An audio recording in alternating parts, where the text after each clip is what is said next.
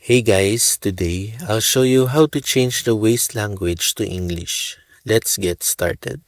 First, open the Waze app on your phone. Tap the search icon, then go to Settings.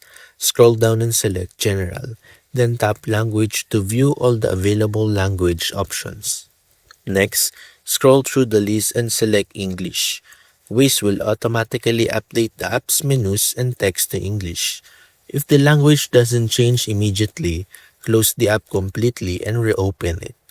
If you also want the navigation voice to speak English, go back to Settings, tap Voice and Sound, then select Waze Voice. Choose any English voice you prefer from the list of available options. Once you finish, start a route to make sure the app and voice guidance are both using English. And that's how to change the Waze language to English. If this video helped you, don't forget to like, subscribe, and I'll see you in the next one. Thanks for watching.